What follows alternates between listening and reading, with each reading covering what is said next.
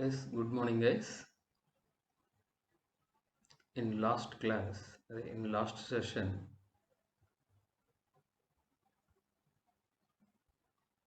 we are discussing about block replication mechanism. See, in this particular example, with the help of this particular example, we discuss the block replication mechanism. See, one file is decomposed into 5 blocks. In this particular example, how many data nodes we have? 4 data nodes. How these 5 blocks are uh, placed in these 4 data nodes based on the block replication mechanism. Means default replication factor is 3 here. See, what we are analyzing with the help of this particular block replication mechanism, that default replication factor of a block is 3. So already here you have a question. What is the question here? So, sir, shall we change the default replication factor of a block? Yes, you can change in configuration file. In general, the default replication factor of a block is 3. Right? So, next.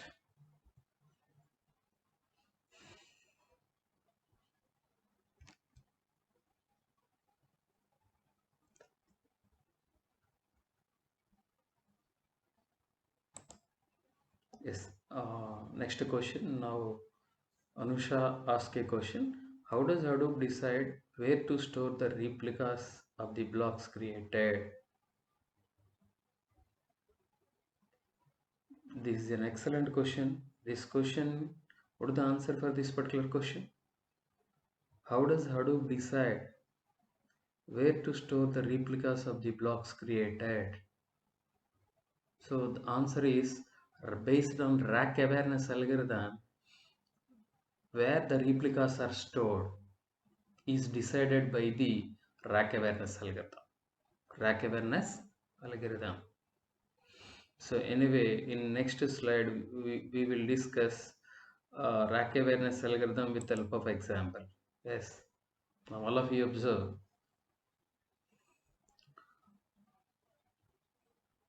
Answer for the question is rack awareness algorithm. How the rack awareness algorithm works, now we will discuss with the help of the example. See, in this particular system, a file having a file decomposed into 3 blocks: A block, B block, C block. So one file is decomposed into 3 blocks. Yes. So in this particular cluster, Hadoop cluster, how many racks we have? 3 racks: rack 1, rack 2, rack 3. Already you know what is a rack. A group of commodity hardware, means a group of computer interconnect to each other in a particular place, is called a rack. So means 1 to 4. See, what are the data nodes here? 1, 2, 3, 4 in one rack, 5 to 8 in one rack, 9 to 12 is in another rack. Means in rack 1, 4 data nodes, rack 2, another 4 data nodes, in rack 3, another 4 data nodes. Total Hadoop cluster, how many racks? 3 racks and 12 data nodes. Right? How many blocks? 3 blocks. Yes, based on rack awareness algorithm, how the replicas of a concerned block located on which data nodes. So means based on the rack awareness algorithm, right? For example, first of all, block A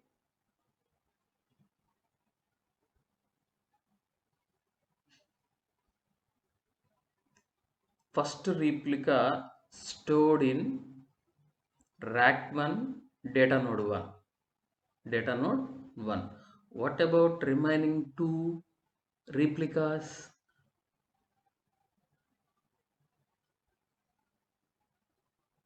Hadoop is a fault tolerant system. Fault tolerant system in the sense, if one mission fail, we can extract the data from another mission. That is, Hadoop is a fault tolerant system. So after storing first replica in rack 1, the remaining two replicas are not stored in the same rack. That is called the rack awareness algorithm. Means if one copy of a replica stored in one rack, the remaining two replicas of the same block stored in another rack, either rack 2 or rack 3, depending upon the bandwidth to transfer the same replica. Means less bandwidth is, for example, moving the data from rack 1 to rack 2, the bandwidth is less when compared to rack 3. So means block the remaining two replicas of block A stored in rack 2. It depends on the bandwidth. Right. In similar fashion, next block B. So block B, already block A stored on rack 1. So block B is in rack 2. So the remaining two replicas are not stored in rack 2. Either rack 1 or rack 3 based on the less bandwidth. Based on the less bandwidth. Next, third C block. So the remaining two replicas of those two stored on rack 1. Okay, this is the rack awareness algorithm. Then here Pooja have a question. Sir, why you are storing two replicas on the same rack data nodes? Means in rack 2, see for example, let us take block A, another two replicas stored on racks 2, 6th node and 8 data node. Why are you not moving to rack 3? That is the question here. First thing is, the probability of failuring two systems at a time is very less. Due to that, the replicas of same block, the remaining two replicas of the same block stored in rack 2. And the second thing is, less based on the bandwidth. Means the block, means the data moving from rack 1 to rack 2 or rack 1 to rack 3,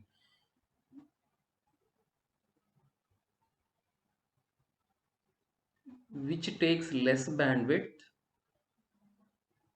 So based on the less band, means based on the bandwidth, the file moving from, means the file is stored on rack 2 or rack 3.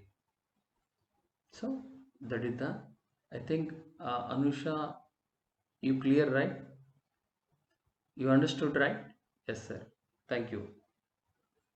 Next, now let us discuss about architecture of HDFS. Before going to discussing about the architecture of HDFS, we must and should address importance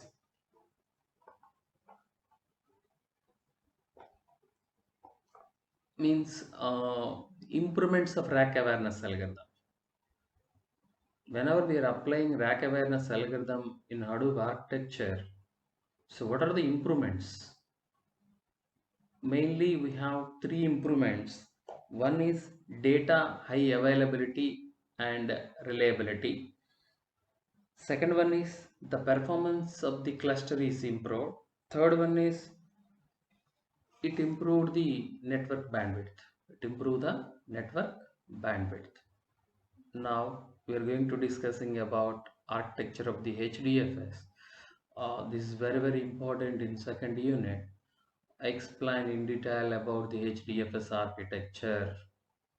If we observe the previous question paper, from second unit they may ask a question, guarantee question. Okay, right? Yes. See, this is the architecture. So in this architecture also, what we have, see, all of you observe. Already you know, right? In HDFS, what are the daemons we have? In HDFS component, what are the daemons we have? Mainly two daemons. One is name node, second one is data node. See, this is the name node. This is data node. See, all of you observe how many racks in this particular architecture given. See, based on your interest, sir, if you want to increase more number of racks, increase. Not a problem. This is general architecture. Okay, right? See, how many racks in this particular example? We have two racks. In this particular racks, how many data nodes we have?